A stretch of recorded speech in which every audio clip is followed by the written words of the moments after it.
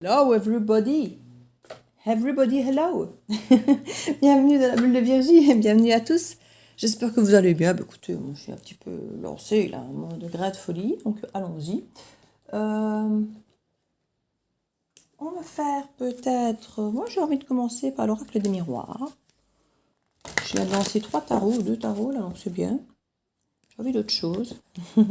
Voir les énergies qu'on peut nous annoncer. Les énergies sont quand même pas mal ici. Elle bouscule encore un peu pour certains, mais on avance. On avance, on avance, on avance. Et on avance vers des choses belles, vers des choses qui nous conviennent, qui sont alignées, qui sont ancrées pour nous. C'est vraiment top. Donc n'oubliez pas que les énergies sont fluides. Gardez bien votre bon discernement, votre libre arbitre. Ne dites pas tous la même chose au même moment. Toutes les guidances ne peuvent pas vous parler. Donc gardez toujours votre télécommande dans votre main. C'est vous qui êtes maître de votre vie et pas l'inverse. Et si la guidance ne vous parle pas, laissez, quoi. Vous pouvez la regarder, mais voilà, ne prenez pas pour vous absolument tout ce qui est dit. Si ça ne vous parle pas, c'est que c'est un message pour quelqu'un d'autre. Vous êtes suffisamment nombreux sur cette planète ou sur YouTube que pour que le message ne soit pas pour vous, même si le titre vous parlait. Donc voilà.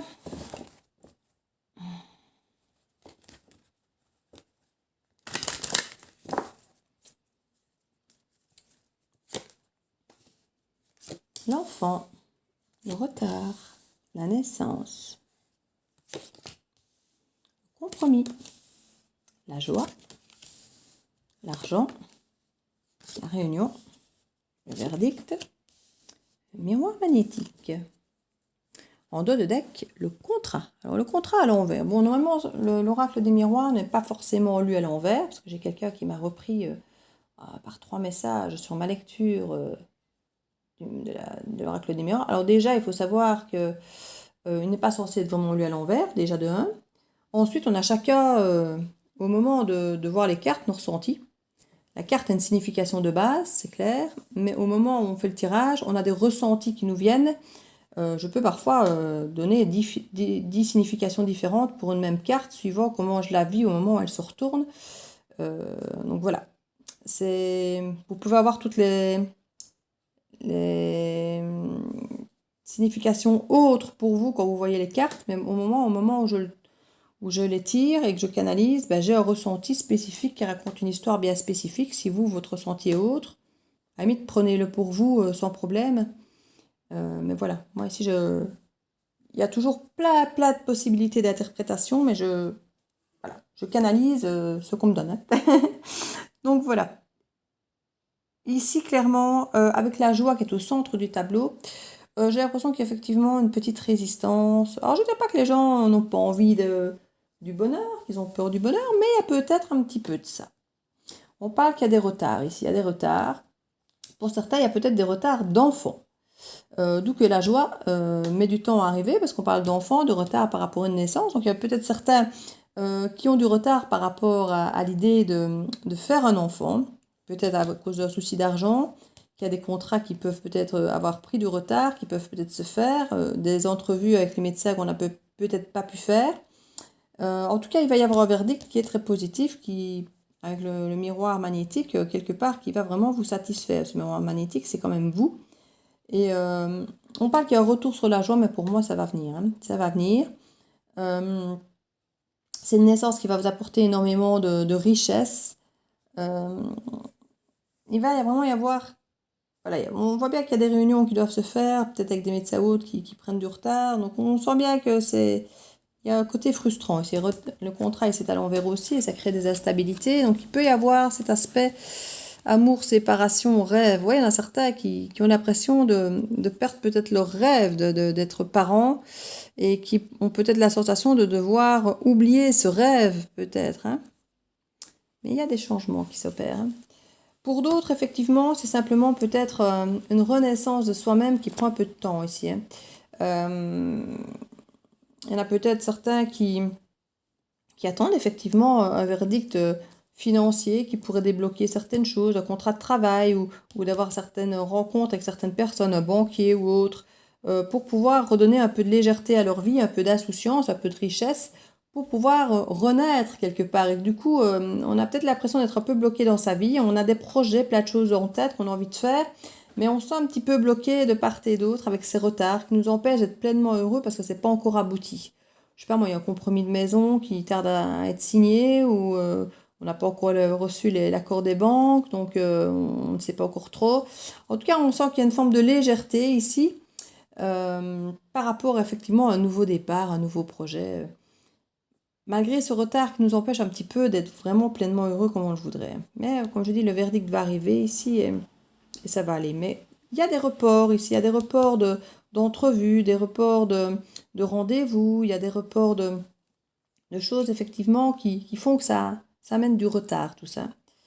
Alors au niveau du retard, miroir magique du retard, effectivement, pour avoir ce côté un peu, pas des rêves d'enfant, parce que je ne vais pas tout le temps dire ça, mais on est avec les enfants là, et là on a une carte un petit peu d'idéal, de la perfection, du rêve, que ce soit de la relation parfaite, que d'être nous dans notre meilleure version.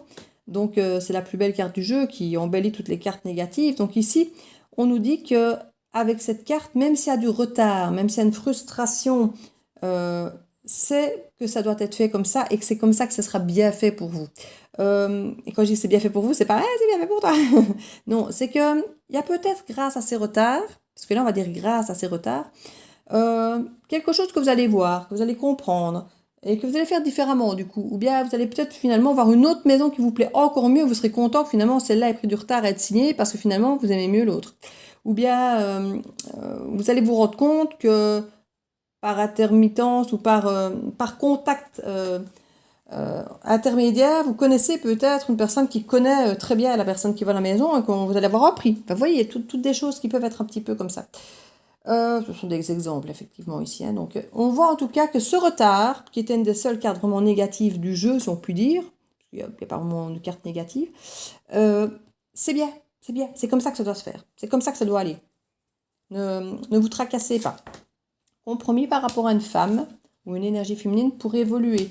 Alors c'est peut-être quelque chose justement qui n'évoluait pas beaucoup, justement, peut-être à cause de ce retard ou de ce manque où on ne se voit pas, où il n'y a pas cette réunion. Ici on parle de sexualité, donc c'est peut-être un manque, une addiction de voir cette personne et que justement on ne sait pas se voir, du coup ça rend un peu instable, ça empêche d'évoluer peut-être avec tous ces retards.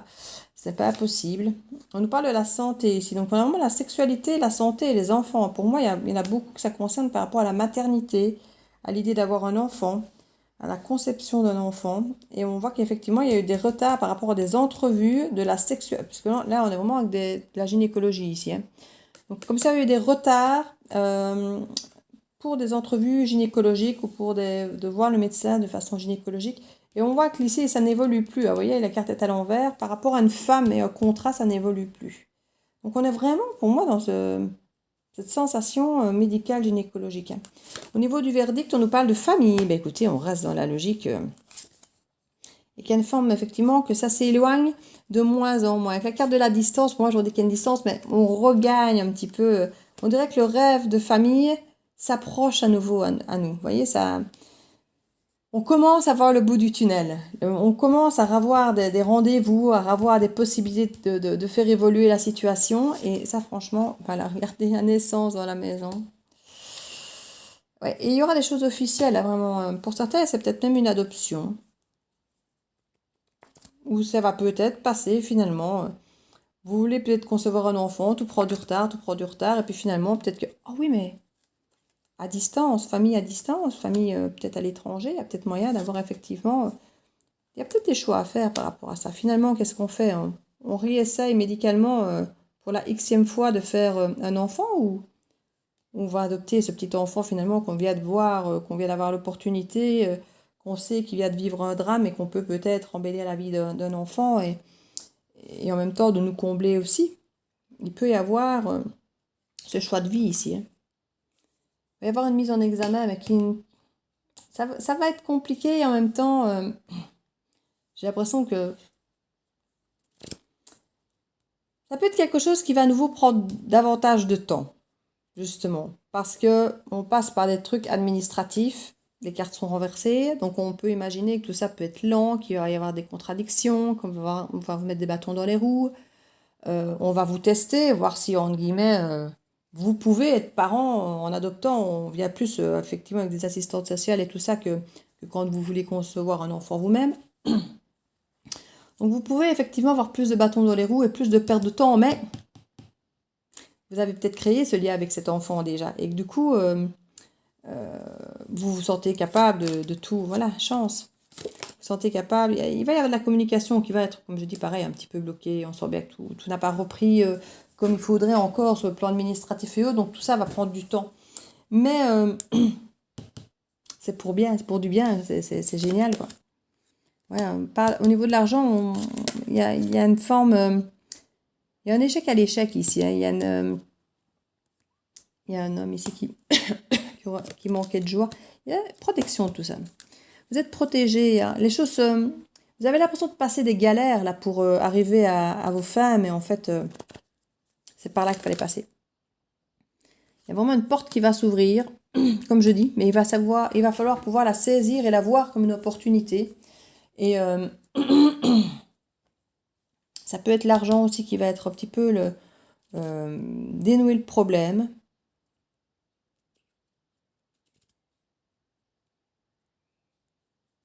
Parce que il va y avoir un échec par rapport à une porte ouverte, entre guillemets, mais vous allez parvenir à dépasser cet échec, justement, et à voir que ça ouvre une autre porte, en fait. Ça va vous ouvrir une autre porte. On parle d'accusation. Ouais. Ouais, pas de plus, c'est du temps. Pour être tranquille, vous allez devoir attendre. Ce sera plus long que prévu, hein, pour être tranquille, pour vous sentir serein. Vous allez être mis un petit peu à rude épreuve et sous tension pour parvenir à votre projet, en fait. Mais tout se passe bien. Tout se passe très bien. Tout se passe comme ça doit se passer. Mais voilà, ça va vous sembler lourd, quoi. Ça va vous sembler très lourd et vous êtes protégé par rapport à tout ça. Ça va aller, hein. Franchement, ça va aller. Bon, je me sens presque soulagée pour vous. Le petit Béline. Je me sens presque soulagée pour vous, c'est comique. Alors, la grâce. Ben écoutez, excusez-moi du peu, hein, comme je dis. L'étoile de la femme. La beauté. L'ennemi. La paix. L'entreprise. Alors, on a à nouveau la carte de la femme. Hein, donc, on est vraiment dans ce côté féminin, fécond, de la mère. Et c'est vraiment, pour moi, clairement ancré femme, féminin, enfant ici. On n'a plus de carte d'enfant. On parle juste de la femme. On parle d'une paix revenue, retrouvée pour cette femme, avec une protection quand même. On nous parle de grâce ici. Donc, par rapport à l'ennemi, et l'ennemi, ça pouvait presque être la science. Ici, quand je vois l'ennemi, ça me fait penser aux cartes de pharmacie et de médecin. Comme si finalement, la médecine devenait un petit peu l'ennemi. Et que finalement, comme je parlais d'adoption, ça pouvait être la solution. Il y a une entreprise et il faut effectivement changer d'angle de vue, voir les choses autrement, peut-être faire un tour à 360 degrés, comme on dit, pour aller voir la beauté de la situation et aller voir que finalement, la chance, elle est ailleurs, autrement. C'est une grâce qu'il y a eu ce problème, entre guillemets, médical, parce que ça vous ouvre à autre chose encore plus beau. Ça va presque devenir, comme je dis, vous allez sauver un enfant et créer un lien avec un enfant qui est déjà là. Et comme disait l'oracle des portes de l'intuition, quand on répare quelque chose, on récupère toute l'énergie de ce qu'on a réparé. Et ici, c'est un peu ça, vous allez réparer une vie avec une adoption qui ne sera pas du tout la même si vous faites une conception, une vitro ou autre. Votre histoire avec cet enfant sera tout à fait différente. On parle d'une belle entreprise ici. Vol, perte, découverte, l'intelligence. Ouais, vous allez apprendre des choses. Il y a un parcours, hein, il y a un parcours à faire. Hein. Il y a un parcours à faire. Ouais, l'ennemi avec le médical, c'était les thunes. Hein. Il y a un moment où trop d'argent, on vous demande trop d'argent chaque fois pour refaire un truc. On parle d'héritage ici, donc maladie. Ouais, il y a vraiment un côté ici. Il y a peut-être une maladie dans votre famille et faire un traitement in vitro autre peut coûter très cher et puis vous rendre compte qu'il y a peut-être effectivement dans votre famille un héritage d'une maladie ou autre génétique que vous pourriez effectivement retransmettre et peut-être que s'il y avait moyen de ne pas le transmettre dans les gènes, ben, c'est à nouveau des coûts pour peut-être isoler ce gène ou des choses comme ça. Enfin voilà. Et en tout cas, on voit que cette maladie, finalement, d'héritage, amène de l'argent, des trafics. Enfin voilà, le côté médical, finalement, c'était peut-être pas une bonne idée. Et c'est là que je dis que c'est vraiment une ouverture d'autre chose, cette possibilité. Parce que je reste à cette idée qu'il peut y avoir ce côté adoption aussi. Hein. Il y a vraiment... on vous ferme une porte d'un côté qui vous rendait peut-être anxieux par rapport à ce côté médical de transmission éventuelle génétique, que là, voilà, ça se libère, quoi. Il y a la beauté, voilà, d'être à la maison, d'être chez soi. C'est un cadeau, quoi. Ouais, on parle, c'est vraiment au hasard. C'est le hasard. Vous avez peut-être rencontré une famille où il y aura eu un problème et que vous allez vous rendre compte qu'il reste un enfant tout seul, que personne ne sait s'en occuper, n'a plus de famille, je sais pas moi, un accident de voiture ou quoi, tout le monde est décédé dans l'accident et il y a un enfant seul qui est là, qui n'a pas forcément... Et voilà, ça va vous sembler presque évident, quoi. Je dis, il y aura un parcours par rapport à tout ça, hein, parce que bon, c'est pas des histoires faciles, mais ouais, c'est vraiment un tirage très très particulier. Ça va vraiment pas parler à tout le monde. Je vais essayer de mettre un titre pour que seuls les gens qui peuvent se sentir concernés par ça le regardent, parce que sinon on va me dire, ah, ça me parle pas. Donc voilà, allez, les petites fées, tout doux, tout doux, tout doux. Petit message, conseil des fées. Non, parce que là, on nous parle de bébé, de nouvelles vies, d'enfants à sauver et tout. C'est trop mignon, c'est trop doux.